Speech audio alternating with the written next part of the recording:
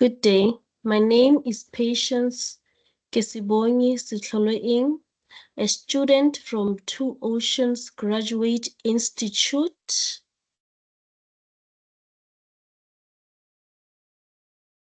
In today's presentation, I will be talking about my personal educational philosophy and how it connects to my personal values. Educational philosophy is a set of beliefs and guiding principles for teachers. It helps educators make decisions about how to teach learners. The second part of my presentation will be about ethical learning and its effect in different classroom settings. Lastly, I will discuss the approach I will take to resolve an ethical dilemma in the classroom.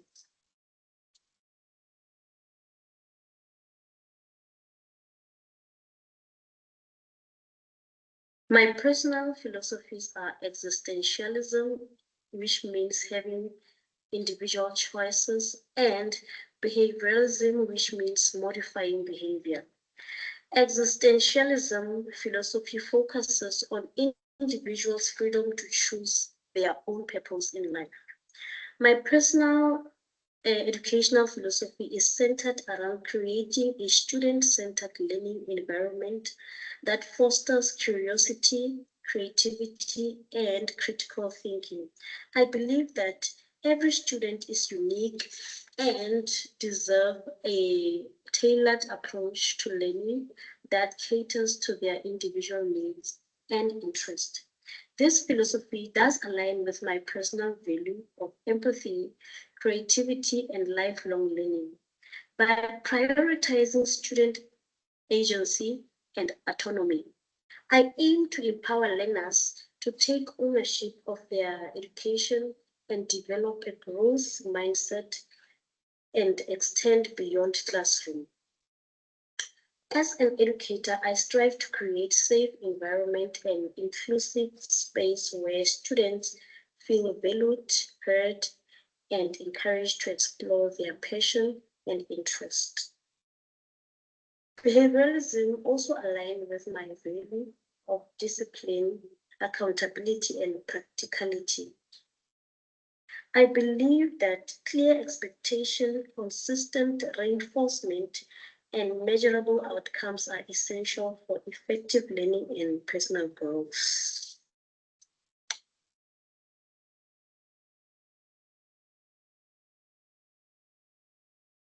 The CAPS document which I have selected is a grade 7 life orientation textbook. The name of the textbook is Life Orientation Today.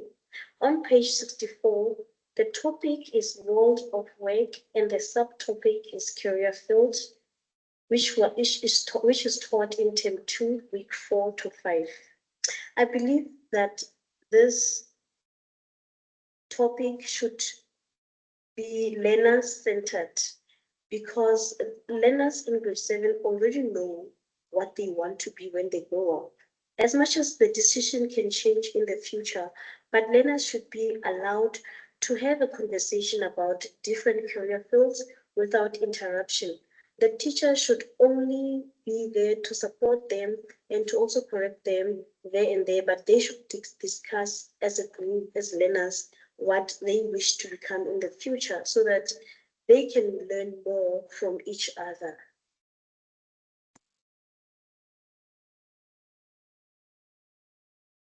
There are two different teaching and learning approaches, which is teacher-centered and learner-centered. A teacher-centered learning approach is where the teacher is the primary authority figure, controlling learning process and delivering information directly to learners. In this approach, the teacher should be fully prepared for the lesson and should make the lesson interesting for learners so that learners don't sleep during the lesson. In the process, the teacher should as well check if learners are following. And the student-centered approach or learner-centered approach is an approach which focuses on the learner's need and interest, encouraging active learning and personal growth. It helps learners develop critical thinking, creative, and problem-solving skills, preparing them for future success.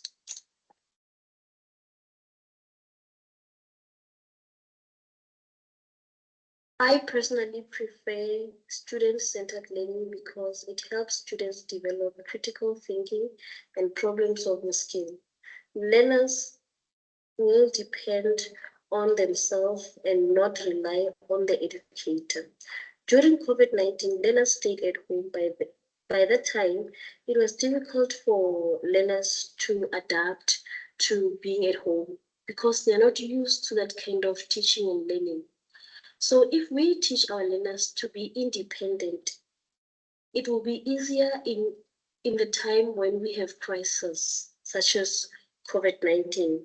Student-centered learning encourages active participation, creativity, and independence.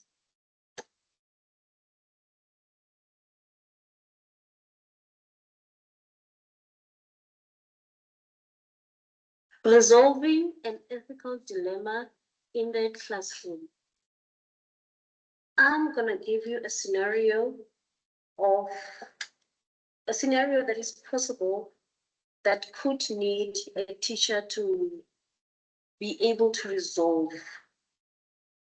A teacher named Miss Sitlolo discovers that a learner in grade 7 named Ritabile has cheated on his final examination, geography test. Ritabile is playing soccer at school.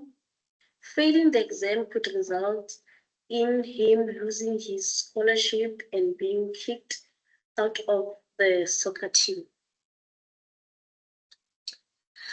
Ritabile confesses to Miss Sitloloe and further explains that he was under pressure from coach to stay fit.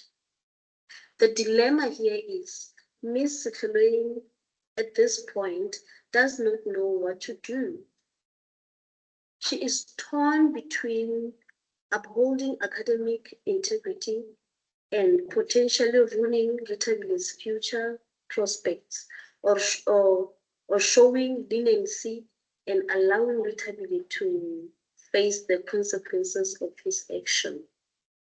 In this case, the resolution will be to have a private meeting with Ritabile and listen to his side of the story. Also, promise him that you keep this from other learners so that he can be more comfortable talking to you in the future. The teacher also has to understand the reason behind the learner's action. The teacher should acknowledge the pressure the learner faces and explain the importance, and also explain the importance of academic integrity. But at the same time, the learner should face fair consequences.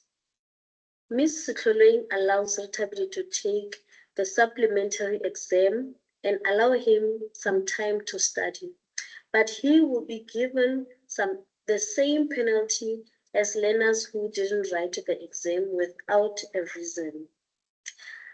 But as much as Ritabile managed to write, we have to come up with a solution to the root cause. The root cause being that Ritabile has to be at a soccer practice most of the time, which deprives him the chance to study. Ms. Sitloleng will speak to the soccer coach regarding this issue so that he can reconsider the pressure he puts on learners and how it affects their academics. This will help prevent similar issues in the future.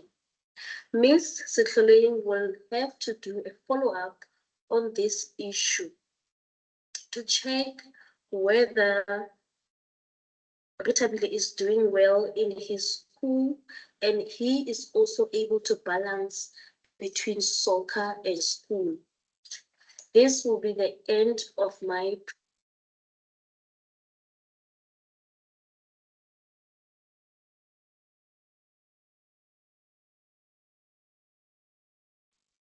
Thank you for listening.